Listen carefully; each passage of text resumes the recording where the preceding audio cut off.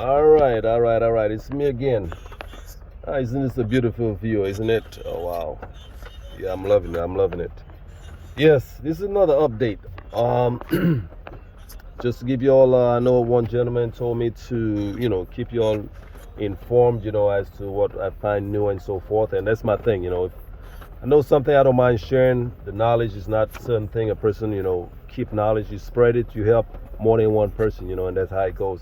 And there's a reason for like YouTube and so forth. We can't figure out something. We look for help here and there. So as you all know, I had an issue with my dash, and as you can see now, for some reason, well, not for some reason. Well, now it's from yesterday.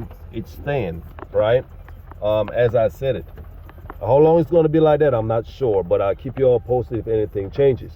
What happened, I called Ford Motors yesterday, and there was a gentleman I was speaking with, and, he's pretty helpful. I think his name is Ken Peters, I believe. Anyways, very helpful gentleman, took his time out to try to research what I was speaking about.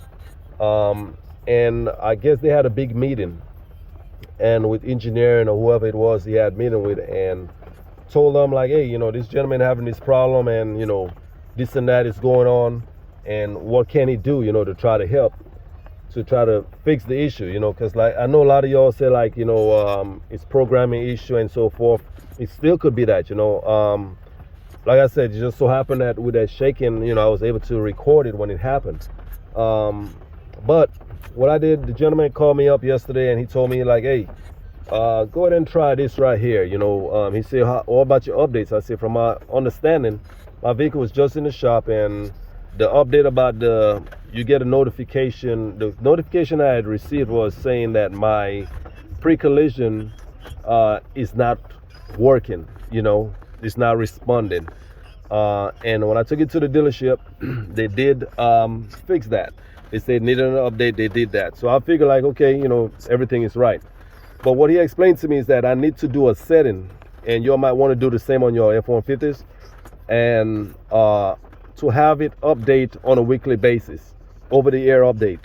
And he asked me, is that on? I said, honestly, I don't much know because I've never went into the truck like that.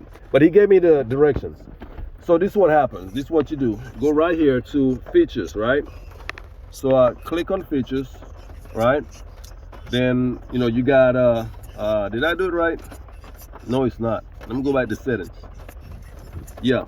So it's on settings, right? I click settings, and you got two dots. Most of the time when you open it up, it'll be on this page right here with your sound, clock, and everything else. And you're going to see it's two dots. So go ahead and just swipe it over. And there it is. You got your updates and everything else. So what it is, I'm going to click on it. Can I see? Okay, there we go. So I click on it, and my automatic update was on. But I guess even though it's on, that doesn't really mean much. You still need like to schedule it, schedule updates, So this right here, if in your truck, if it never been set, you're not going to have any time on it. So therefore, it's not going to do it on a weekly basis as far as it getting updates on a weekly basis. So I set mine for Wednesday, 11 p.m. And that's the best thing, because at that time, you probably sleep, or do that at a time that the truck going to be off for a good while, you're not going to be using it. Let's just say probably 2, 3 o'clock in the morning, or whatever, whichever works for you. But do it to the point that you're not going to be using that vehicle, because you don't want to interrupt the update while it's getting done, unless you got it connected to your phone files on a Wi-Fi, or your data, you know what I'm talking about. So it's up to you. So that's what I did. And then once you go ahead and set your date and your time, and it's so funny, I would think like, because it's like AM, but this is how it is right there. The PM, I think is I might be looking at it wrong, but I think the PM was telling the darker color on your, which speaks as to which time, AM or PM that you're choosing. So from that, once you set your day and time, because I did Wednesday, because this right here, you'll press on this will give you a different days. Different days, your time, if you want to put certain minutes and so forth, you leave all this right here, and then you hit save. Mine's already saved, so it doesn't, won't make a difference, because it's the shade is like, it's not really showing darker on the phone, but it is darker on my side. So then once you do that, You know, you could even do like right here, update. You know, it'll say like mine's when I did at first, it said the same thing. Your system is up to date. It said that yesterday before I even set the schedule date.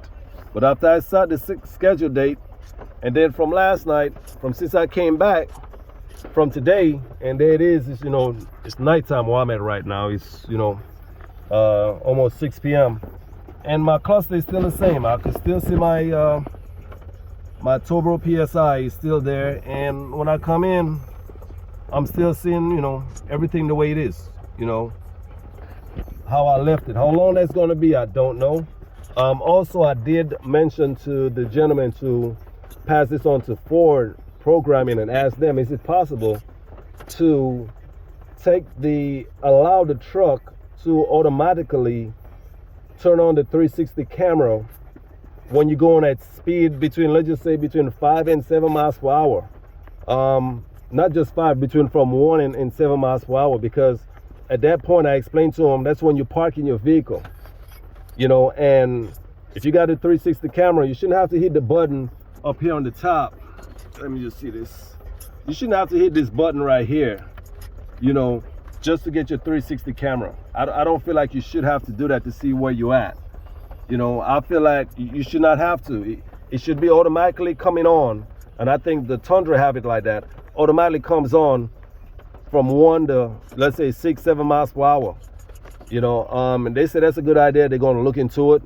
Any other ideas that you're thinking about, y'all could send it to them. I think there's a website, new Ford Ideas or something like that.com. But I just went ahead and, you know, let's see what happens, man. Hopefully that this issue went away. And if anything changed, I'll let you all know, man. But that's all I know as far as on this over the air update, as far as the settings. All right, y'all, take it easy. I appreciate the questions, the comments, and so forth. Y'all take care. Be safe. I'm out.